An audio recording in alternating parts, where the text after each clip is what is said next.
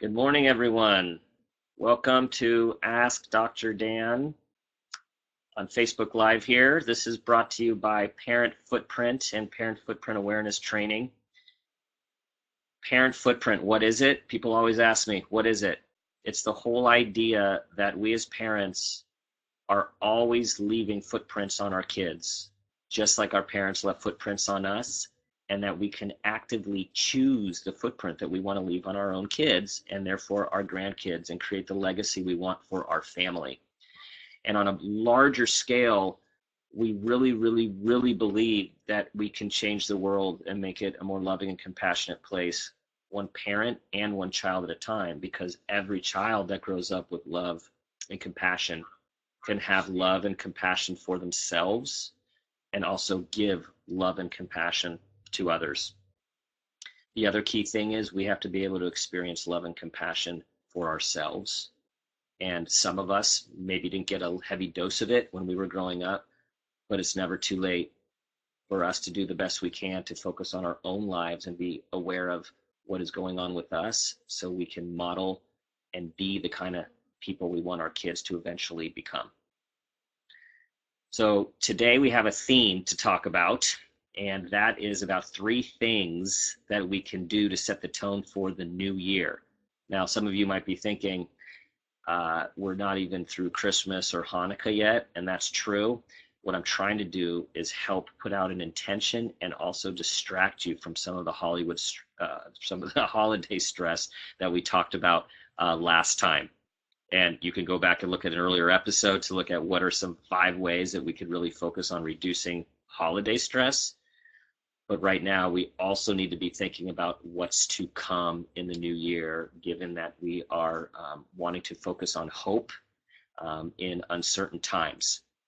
Okay, the first thing that we need to think about is to try to focus on the positive. Now, I'm not talking about being Pollyannish, but there are a lot of us that easily dip into what's wrong, what's not working, we don't have enough, if only. This is that whole glass half empty thing. We really need to think about what we have instead of what we don't have. Can we talk about hope? Can we think about what is possible? Can we be grateful for what we have? What are our kids hearing us say? Are our kids hearing us say, we're tired, we're stressed, we don't like our job, the holidays are too expensive? Do we talk about out loud about what we are so grateful to have, whether it's each other, whether it's a decent place to live, food that other people don't have, wonderful pets, some important people in our family? Think about how you can be positive and intentionally cultivate positive energy in your home as we get ready for a new year where we're trying to really instill hope and courage in humanity for 2017. Number 2, speaking of hope and humanity, focus on where you can give back. You know, the holidays particularly seem to be a time of taking and expecting, particularly for our kids these days.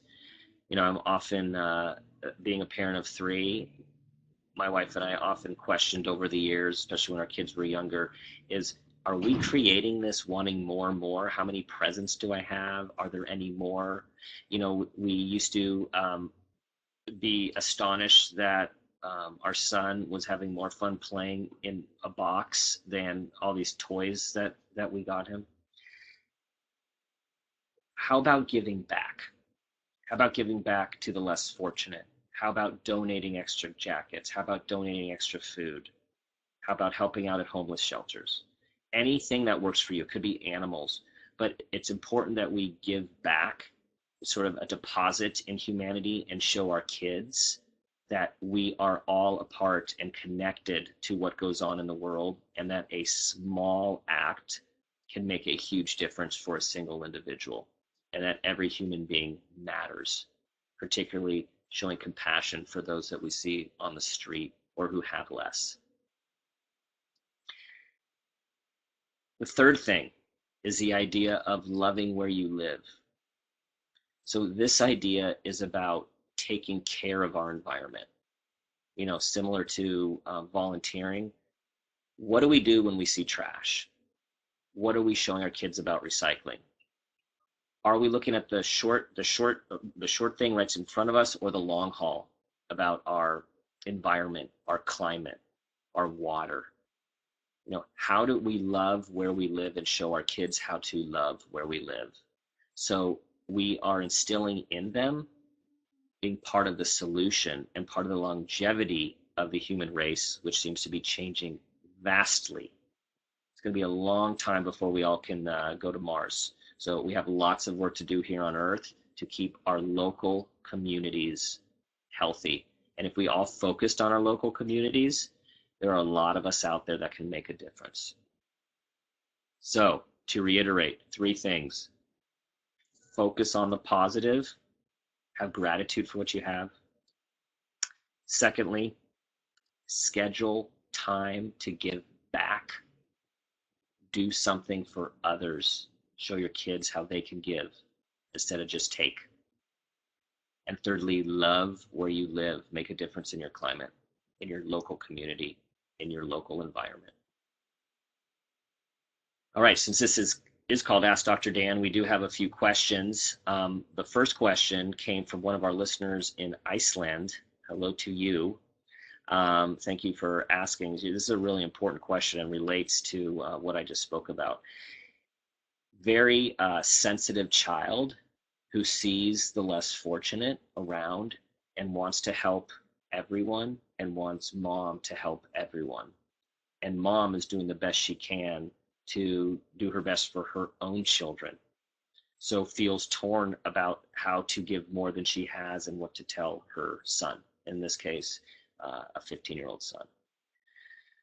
So the first thing to know about is that many of us have kids that are more sensitive maybe than the average child, the neurotypical child as they call them these days. And those kids are impacted more by what's going on around them in terms of the people who have less. One thing is to definitely keep the communication open so your child doesn't have to carry the burden of the sadness and the pain, and to really talk about, in maybe a larger sense, about how people end up with less or more, the reality that life isn't fair. And then what's really important to help ward off what sometimes can become in a mild depression or existential depression for some of these kids, like what's it all about? You know, what is humanity all about? Is to try to find a way that an individual can give back or do something, take an action. So for example, if someone is upset about a child not having adequate tutoring, is there any resources that can be started or a child can tap into? I know kids that have been overwhelmed by all of the stray animals and then volunteer at an animal shelter. I know kids that are horrified to see little kids homeless, and then they try to do something to create food drives or food shelters. We all need to have meaning in our lives, and we need to feel like we're making a difference. And this is about hope and courage again in the new year. So I strongly suggest not only keeping the communication open and talking about the realities of life, even the painful ones, but trying to find a way where your son can make a difference, even in a small way, because that matters. Another question we received relates to anxiety, and especially down around the holidays where there's a child that has lots of anxiety. Well, there's lots of children that have lots of anxiety, socially based anxiety. There are parties, there are family gatherings, and a lot of anxiety about going to some place. And you know, with anxiety, often kids don't want to go. Same thing for adults. Now, in this case, which is like many, this mother wrote in about how her child then feels awful after he has missed the party. So Typical to anxiety is avoidance, doesn't want to go because it's overwhelming, but at the same time feels awful that he's missed something really, really important. So what I recommend, and then the question was, do you just force a child to do it? Well, forcing doesn't often work, because when you're in an anxious state, it spikes the fight and flight response, and then what you usually get is a more extreme reaction, which creates a lot of fear, but then also a humiliating situation, which just reinforces the social anxiety, which is you're afraid you're going to be humiliated or do something wrong or bad or stupid. So what I suggest, it's the best you can, it's about baby steps. So an example, to take a page from our oldest, which is a lot of where the book Make Your Warrior Warrior came out of, is when my wife would typically take her to birthday parties or other school gatherings, my wife would end up staying in the periphery with her, and off to the periphery where she felt comfortable, but then stay until either the whole time or until she felt comfortable enough to actually go towards the group a little bit. In a lot of cases when she was young, she would get comfortable about an hour and 50 minutes into a 2-hour party. And the thing is, just by her being able to be there in the periphery, she was able to determine herself, our daughter, when she wanted to step in. So when we think about anxiety this way, we really do think about baby steps. That classic movie, What About Bob, with Bill Murray? He took baby steps. You just want to take a little step, and in advance, have a set goal with your child, because any child who is suffering from anxiety and doesn't want to miss anything really has a vested interest in wanting to succeed. So if you can come up with a plan that reduces the anxiety with an incremental chance of success, that is a victory, and you just want to build on it. If it doesn't work at one party, plan how you'll do it differently for the next party.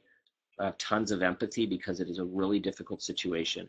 But what I promise you is, in most cases, when people take baby steps, those baby steps grow, and you can get from A to B to C, and then eventually to Z.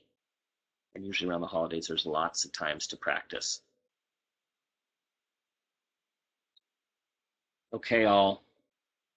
I want to wish you all a Merry Christmas, a Happy Hanukkah, whatever you celebrate or don't celebrate during this holiday season, and really, really think about the citizens, the communal, the world citizens that we want to grow and continue to grow in 2017, as all of us are invested in a loving and compassionate world. We need to act it and show it for our kids to internalize it. And I'll leave you with this question, as always: what footprint do you want to leave?